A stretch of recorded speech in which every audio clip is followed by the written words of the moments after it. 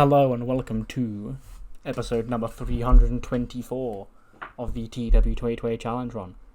We are here for the first SmackDown of 2023.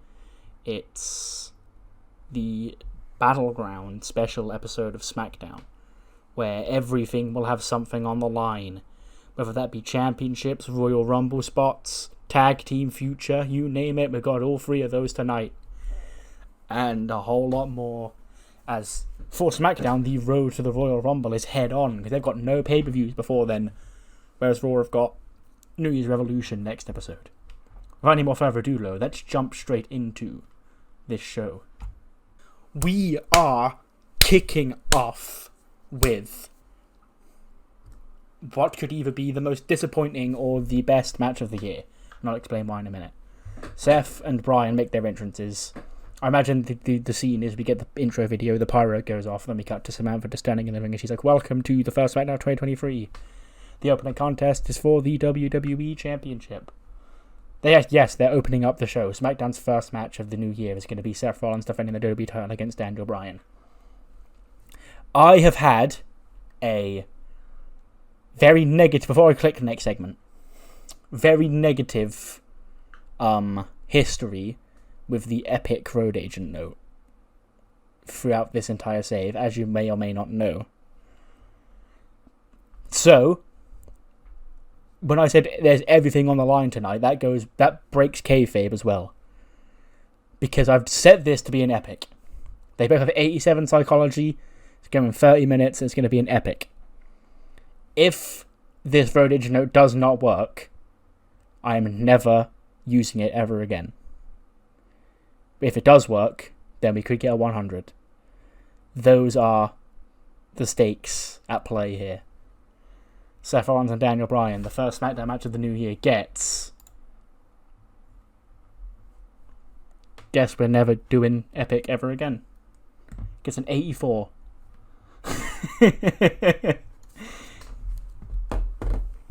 So, Seth Rollins and Daniel Bryan go half an hour. Should have been a 100, is an 84 because that road agent note is just broken. And I'm going to look at the dirt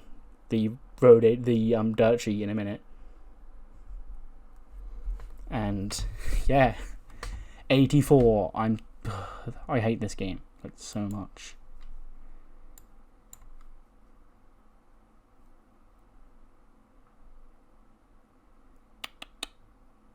Bonus for worker chemistry, quality for high experience.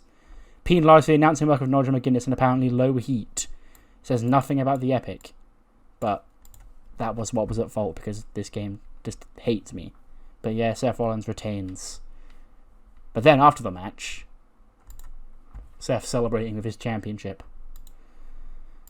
We hear, "Ladies and gentlemen," and out comes Heyman on the stage. "Ladies and gentlemen, my name is Paul Heyman.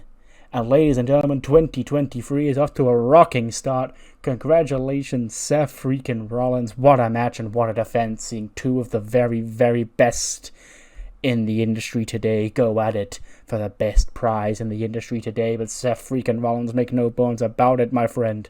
It is surely no rest for the wicked, because you will have to defend your WWE Championship in 3 weeks' time at the Royal Rumble." And Seth goes, Paul, what are you doing out here? Like, I don't know if you noticed, I sort of disposed of your tribal chief. You know, he's gone. He's not by your side here tonight. So, me and him, that ain't my future, Paul.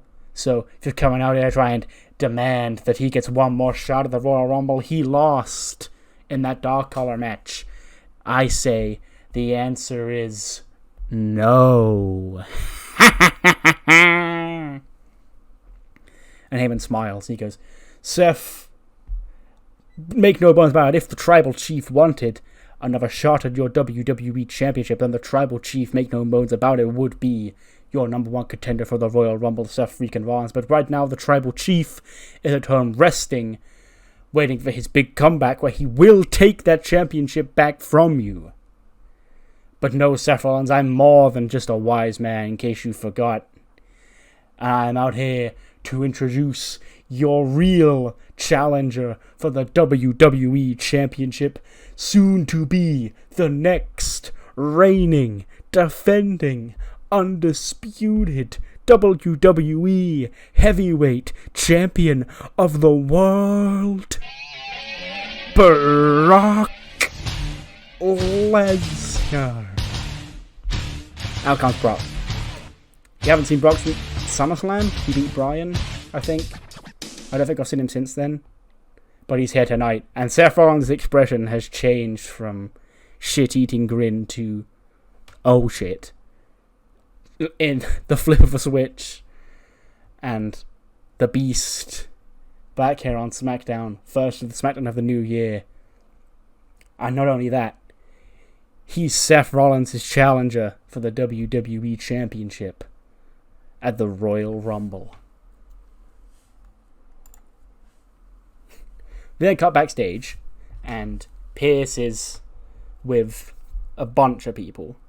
And that is Kofi Kingston, Matt Riddle, Top Dollar, The Miz, Adam Cole, David Marco, and Johnny Gargano.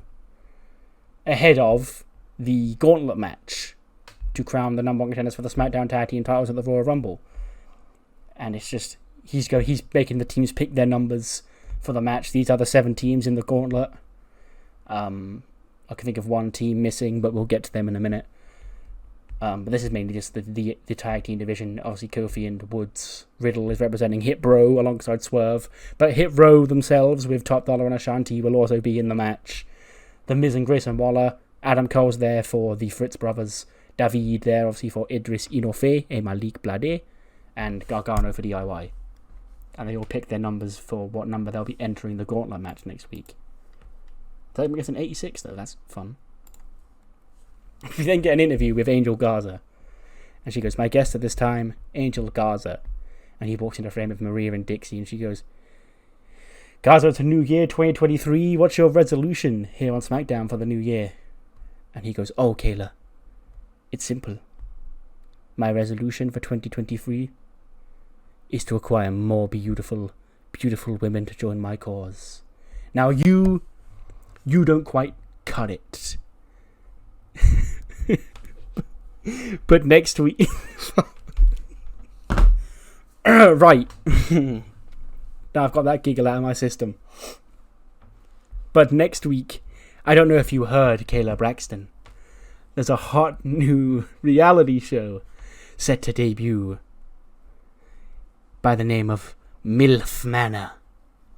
And that's very much up my street. So next week, I'm going to hold my own MILF Manor to determine the next lovely lady to join my entourage. And again, Kayla, sorry, you don't make the cut. So, cross-promotional episode with hit new US reality show MILF Manor, set to debut 15th of January 2023. Angel Garza hosting his own MILF Manor on next week's episode of SmackDown. Should be a hoot.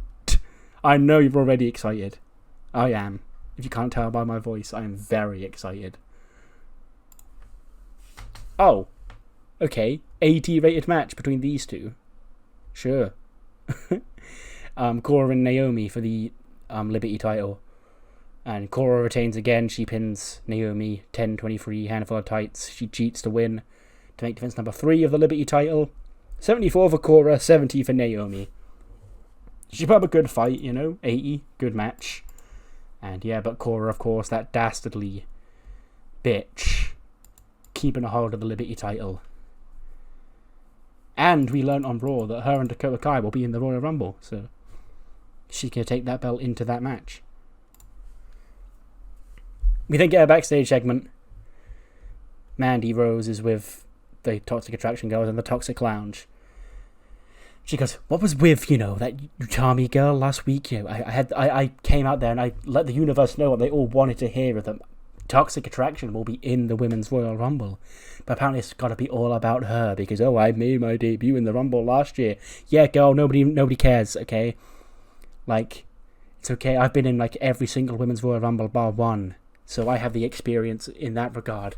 And this is the year with my friends by my side. I'm going to go all the way. There's not a person in that Rumble match that can stop us. And then Tracy Sharrow walks in. She's like, oh, pardon me. Sorry, I don't mean to interrupt. She's like, can I help you? It's like, oh, I'm just, getting a look here around SmackDown. Hi, Tracy Sharrow. I don't know if you know me. I won the Next Gen Cup on Heat. Manny goes, yeah, of course. I've been watching Heat. I've got to keep an eye out on who the next woman is to eat my knee in the face.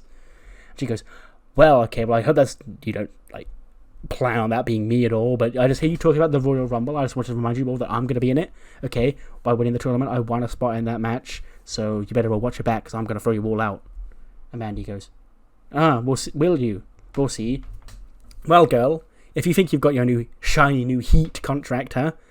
Why don't you put your money where your mouth is? On next week's episode of Heat, you can take on Gigi and JC. Find yourself a friend. And then we'll see what happens there. Okay? Tracy goes, well, okay. That's my first official match as a member of the Heat roster. See you then. And she leaves. And Manny goes, ugh, kids these days. Anyway, as I was saying, she goes back on to start ranting before we fade to the next segment. But yes, I just wanted to just give her a cameo on the main show because she did win that Heat contract. And, yeah, she's in the Rumble. So... Speaking of women's tag teams,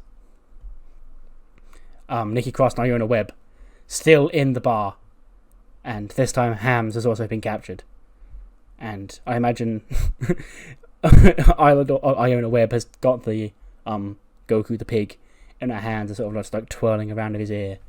She's like, Nikki, what should we do with our little friends here? And Nikki's like, I don't know, hey? They're stuck here forever and ever with us. It's going to be a great time. And then there's muffled shouting from underneath the mouth or whatever. Because they've been gagged, obviously. She goes, I've got a great idea. Why don't we to see how badly they want to be free. Let's see, how about we let them go and then they come back to fight us. Here in a bar brawl. And I was like, why would we do that, Nikki? She's like, because have we not already, got what we wanted from one of them? And then they sort of look at each other confused. And I was like, well, maybe, but, there's two of them, Well, there's strength in numbers. And Nikki goes, nah, I'm feeling nice today. You girls are free to go. But just know, if you don't come back here, we know where to find you. And then they leave mortified. And Iona still has the pig in her hands as they leave. Because they've been trying to leave for a month at this point. But they've finally been let go by the evil witches. But they have some sort of evil scheme. They want to see them back at the bar at some point. Who knows where that's going. Warden then comes out for the US Title Open Challenge, which is answered by Jacob Fatu. He's had a bit of a bum couple of weeks. He lost to Daniel Bryan on the Christmas show. He took the pinfall at High Voltage to the Revolution. And did he lose last week? I don't think he actually wrestled last week. No, he just fought Solo. Him and Solo had a brawl. Yeah, that's it. But he's here tonight. He's fancying himself the next United States champion. Him and Wardlow coming in to slap meat in a 79 rated match. And Warden retains. Poor Jacob Fatu takes another defeat. He is pinned in 9:42 by Warden with a powerbomb. Takes his number 8 of the US title. An 83 for Warden and a 72 for Jacob Fatu. And yeah.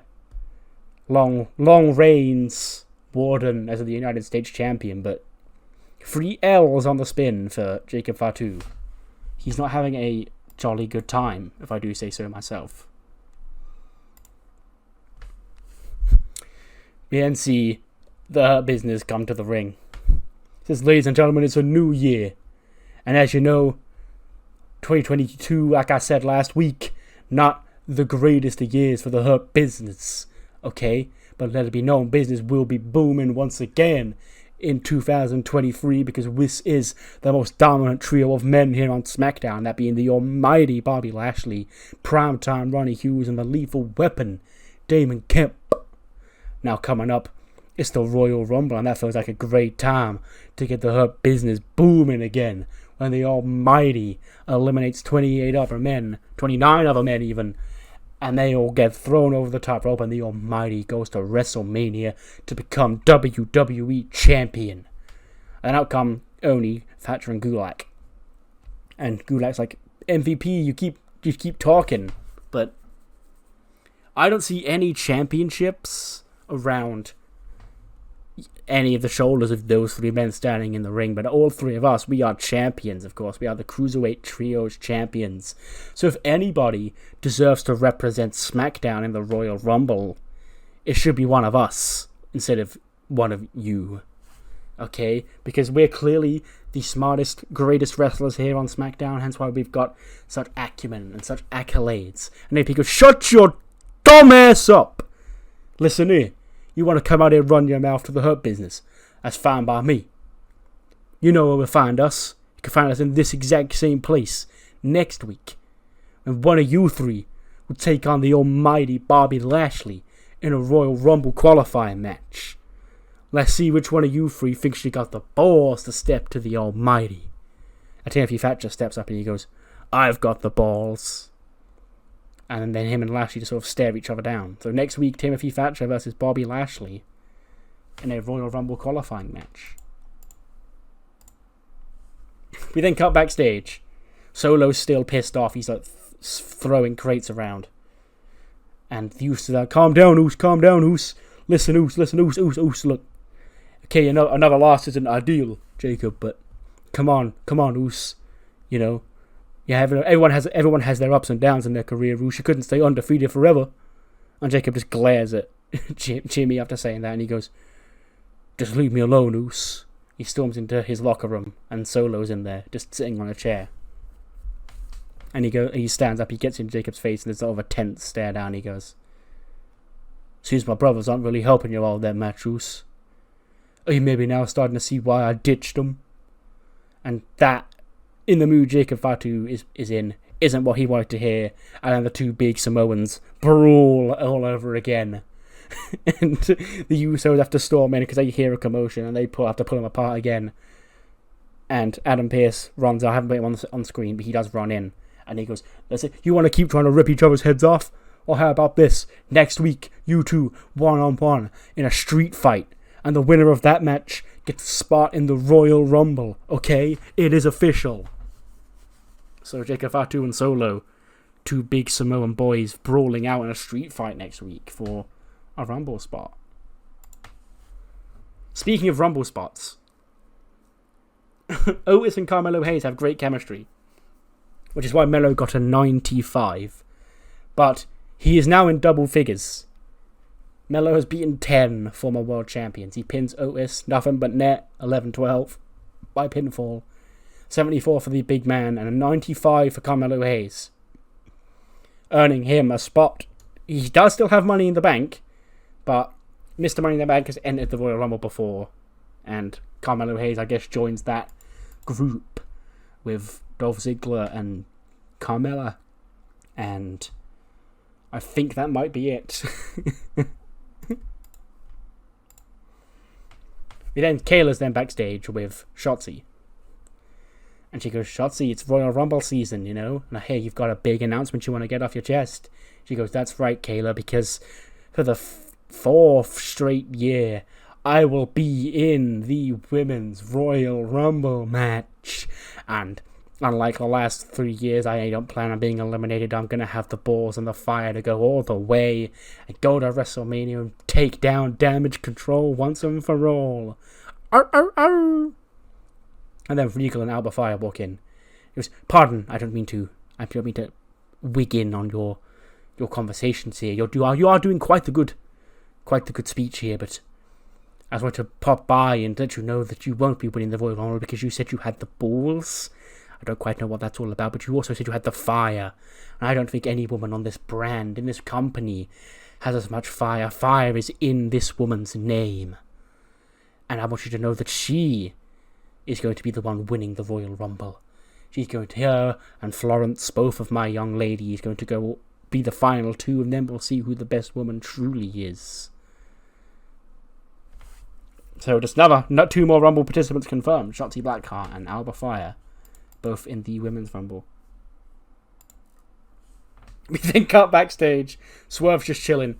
You imagine he's got his headphones on or whatever in the locker room, and he goes, "Bro, you're never gonna guess what, bro." And he goes, "I don't care." He goes, "Well, bro, next week, when Hit Bro, the tag team, me and you come to that gauntlet match, bro, guess what number we're gonna win it, bro? I just pulled it out earlier on tonight." And Swerve goes, "I don't care." Like, no. You may have forced us to be tag team partners next week, but that doesn't mean we're friends or bros or anything. I'll show up because I'm not about to turn down a title opportunity. But if it comes down to it and we have to face Ashanti and Top Dollar, that's the real tag team. That's Hit Row right there. Not whatever this crap is, okay? So, get out of my face and I'll see you next week. And everyone's like, don't you want to hear what number we're in, bro? But Swerve can't hear him because he's got his headphones on, like blaring music out. And Riddle leaves all sad. Yeah, cut to Gorilla. Kofi and Xavier Woods even hyping up Big E. And he goes, boys. You know I love you to death. But this beef is between me and Aleister Black. Not between the New Day and the House of Black. After last week he threw that fireball in my face. No, I ain't gonna sit there and take that lying down. This needs to just be me out there. And then Woods like, are you mental? Like, he's got the other crew, the rest of those spooky weirdos back there. They're gonna come out and screw you, and then we're gonna lose this team. And Big E goes, boys, if you love me, I need you to trust me on this. And of course, they do trust him. They do love E. 88 rated match. And they were right to. Because Big E, the fourth of 1,000 sons, does pin Aleister Black. I cannot remember the last time Aleister Black got pinned. So this is kind of a big deal. But Big E does pin him 1, 2, 3 with a big ending in 15 minutes and 1 second to keep his spot in the New Day and put this demon to bed. 86 for Aleister, 80 for Big E. And yeah, what a night. New Day rises. He's still in the Royal Rumble, of course. And he's got this evil monkey off his back as he heads straight in towards the Rumble at the end of the month now, I guess. I just felt like Big E had taken a lot of L's, and I don't really want to do the thing where he was the champion and then he immediately starts getting beaten a lot and then ends up not feeling like a big deal anymore. I want to keep Big E feeling like a top guy. So yeah, he gets the win. You may disagree, but he gets the win here. We then get a Revolution promo. Basically just to remind us that they exist, because they're not really factored into too much heading into the Rumble. But they did beat the Bloodline. And that, of course, means that they are the Revolution. They're coming out on top. And that whatever anyone else says about it, they're going to get put down next or something like that. Just a way to just, keep them on TV while they're they're between feuds, let's say.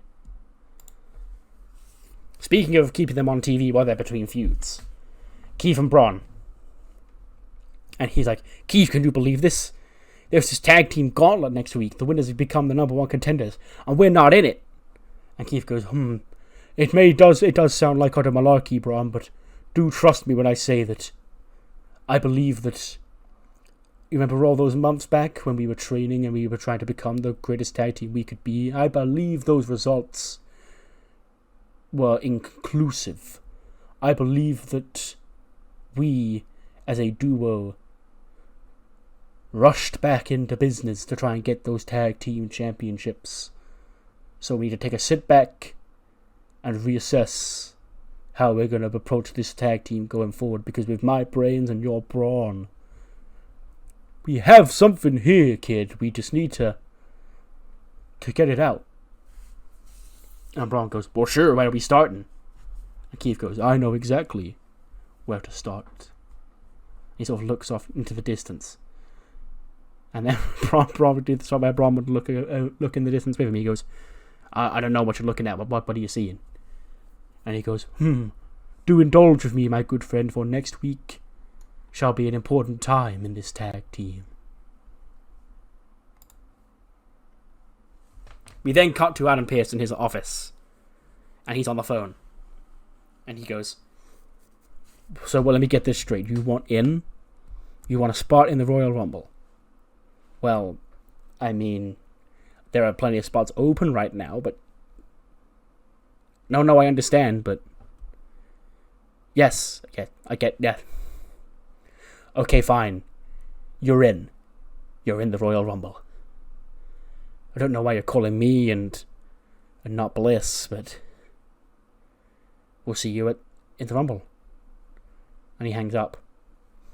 So, some mystery man has entered the Royal Rumble. Who knows who that is? But next week is a kind of a big show. It's going to be very in-ring focused. I don't know how long. It's going to probably be quite a short episode because it's a lot of wrestling. But we do know one segment. The Beast is back. And him and Mr. Heyman are kicking off SmackDown next week. After it was announced earlier on tonight that he will challenge Seth Rollins for the WWE Championship at the Royal Rumble. And then also another big match announced for next week, a street fight. Royal Rumble implications, blood versus blood. Solo Sikoa and Jacob Fatu go to war in a Samoan street fight, with the winning man getting a spot in the Royal Rumble match. Speaking of Royal Rumble qualifiers, we have Bobby Lashley of the Hurt Business taking on 1/3 of the Cruiserweight Trios champions, Timothy Thatcher, with the winner of that match also getting a spot in the titular match at the pay-per-view at the end of the month. And we also find out who will challenge for the SmackDown Tag Team Championships on that night, when 7 teams go to war in a gauntlet match. It'll be The Miz and Grayson Waller, DIY, Hit Row, Hit Bro, La French Connection, The New Day, and the Fritz Brothers of the Paragon, all battling it out for a Tag Team Championship opportunity at the Royal Rumble. And speaking of the Royal Rumble, as we just said, we now know our first championship bout of the night, as Seth freaking Rollins puts his WWE Championship on the line against the Beast, Brock Lesnar. And of course, there's also the titular Battle Royal extravaganzas. We know a couple of extra women in that match now. Of course, Tracy Sharrow earned her spot by winning the Next Gen Cup on Heat last week. Alba Fire and Shotzi Blackheart also announced tonight that they will be in the match. But as for men tonight, the only new man to throw his hat into the ring for the Royal Rumble is Carmelo Hayes, Mr. Money in the Bank, who's going to be there and in the match with the right to, I guess, get 2 title opportunities, because he's got Money in the Bank, and I guess if winning the Rumble will get him another one. So yeah, could be a big night for him. 80 rated main event. I don't know why this is kind of mid as well. Low heat on the storyline, apparently. Okay, that's because that random Ash J-Flow segment still counted as advancing the storyline on Raw. But Kyrie fails in her attempt to wrestle the championship back from Bayley. They do have great chemistry, which is a very, very good thing to note, in case I ever run this match back at some point, which I may do. But Bayley does win with the Rose Plant in 15:45 to make defense number 1 of the SmackDown Women's title. 79 for Bayley, 87 for Kyrie. And then, of course, how else would we end? We may be a new year, but they're not new people at all. Cora and Dakota come storming out to try and, assault Kyrie. 3-on-1. When Candice runs out, she's been beefing with the group low-key for the last couple of months, or weeks even. Then out come Shida and Liv from Raw, who earned the right to challenge for the SmackDown Tag Team titles at this Sunday's pay-per-view. But with Kyrie out of the picture, it is basically just 3-on-3 and the numbers are equal. I guess Candice fights with Cora and the tag champs fight with Liv and Shida. But Damage Control still know they're going to come out on top. When out storms AJ Lee. She runs out. We haven't seen her since Survivor Series. She stepped up as the final member of that team against Damage Control then, and she's doing the same here tonight. And she wipes out Bayley with the Shining Wizard as the quartet of Candice LeRae, Liv Morgan, Hikaru Shida, and AJ Lee stand tall. Liv and Shida probably pick up the tag titles and hold them up. And then AJ looks down at the SmackDown Women's title, holds that up high too. And Candice maybe looks at the Liberty title, but I don't think she'd hold it up, to be fair. But that is the end of the show. It's an 87, not as good as Raw, because the two main title matches underperformed. And I'm never going to learn. That's my one takeaway, though. My New Year's resolution now: never book an Epic ever again. Okay? So, yeah, we now move on to Velocity. Coming up next, just 2 days before Dominic Mysterio defends the title against Wes Lee at New Year's Revolution. Velocity kicks off with a contract signing. I don't really have any specific dialogue here. Dominic calling himself the greatest Mysterio. You know, once again, Mysterio is the face of cruiserweight wrestling, and it's not going to change anytime soon. But I will say, one thing I will add in is RJ City, you know, being the smart general manager who wants to get the most eyes on the cruiserweight brand as possible. He'd say that Dominic last week said that he was in the Royal Rumble. But that spot will go to not specifically Dominic Mysterio, but the Cruiserweight Champion. So if Wes Lee wins, then he will take Dominic's spot in the Rumble as well. So that spot will be just for the Cruiserweight Champion. So whoever wins on Sunday will not only be the champion, but will also be in the Rumble match itself. And yeah, Wesley gets his final words in. The other MSK boys are nowhere to be seen. Only Anthony Nese, no Daivari brothers or Archer Wakefield on the other side.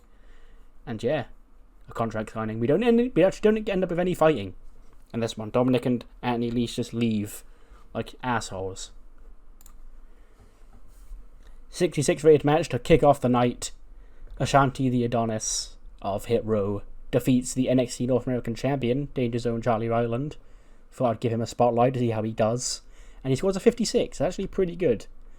But Ashanti does come out on top. He beats it by submission in 8:53. 69 for Ashanti, 56 for our boy Charlie.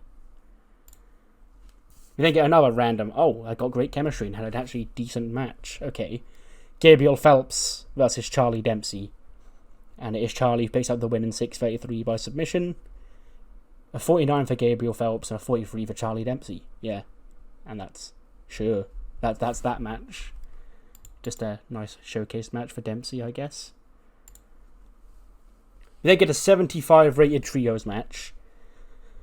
Ahead of their match with Death from Above at New Year's Revolution, Andrade is actually going to make a rare appearance on Velocity. He's going to team with Cruz and Joaquin to beat the trio of Oro Mensah and the NXT Japan Tag Team Champions, who are Naruhito Matsushita and Rokuru Kobayashi. Andrade pinned Oro with the Hammerlock DDT. 45 for Oro, 41 for Kobayashi, 59 for Matsushita, 66 for Joaquin, 72 for Cruz, and an 82 for Andrade. And I hope this main event does really good. 82, yeah, we'll take that. Better main event than SmackDown. I imagine this is one of those ones that Twitter would be like buzzing about. That's why I literally booked it like that. A random match, Nathan Fraser versus Kyle O'Reilly. And Kyle O'Reilly beats him with a brainbuster in 14:36. 61 for Nathan Fraser and an 87 for Kyle O'Reilly. And then the Velocity stands, who are like, you're missing out by not watching Velocity, would tell you what to hunt this match down, because it was really good. And that ends the show. The first Velocity of the new year ends us with a 77. We'll take that. And yeah, that's the first Raw, Heat, SmackDown and Velocity of the new year out of the way. Coming up next episode is the first premium live event of 2023. Raw branded New Year's Revolution. See you then.